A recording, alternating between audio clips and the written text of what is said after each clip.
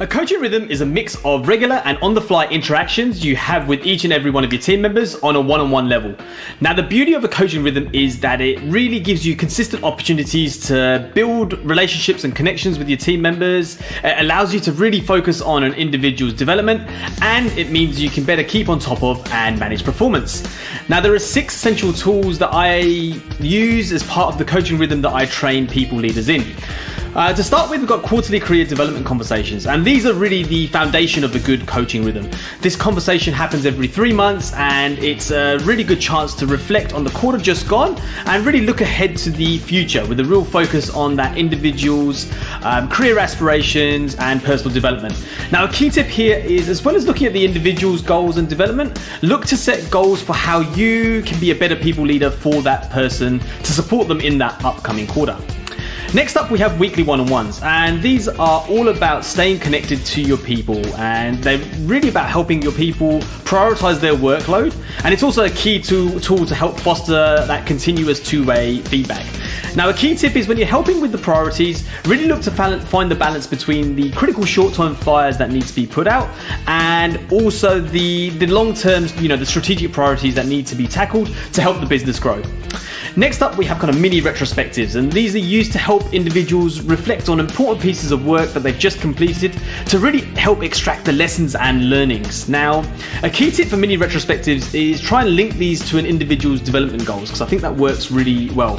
So for example, if your team member's working on their presentation skills and they've just delivered an important presentation, this is the perfect time for a mini retrospective. It really helps you kind of extract the learning from that presentation.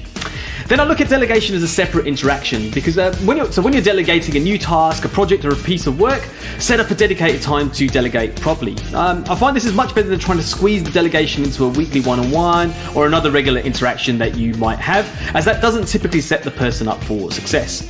Now, a key tip with delegation is that it's not just about a one-way dump of information. It's also an opportunity to get the individual's perspective, their ideas, and their thoughts on how they'd approach the task.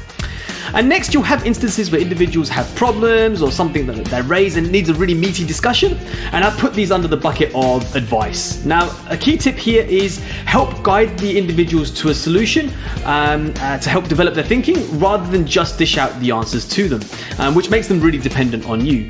So something like the GROW model is really, it's perfect here, because you get the individual to talk through their goals or objectives, you get their input on the current state of play, you get them to talk through the options they've considered, and then you agree with them on a way forward.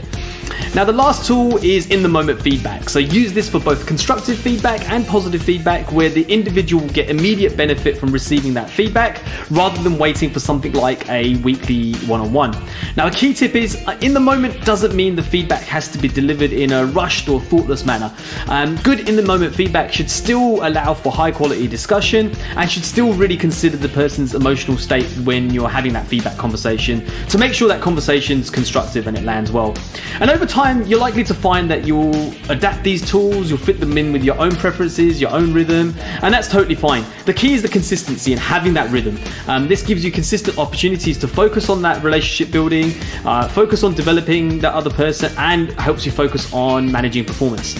So get in touch if you want tools or templates to put in place an effective coaching rhythm. We've got a coaching rhythm toolkit. It's packed full of easy to use tools, checklist, video, templates, everything you need to get started right away.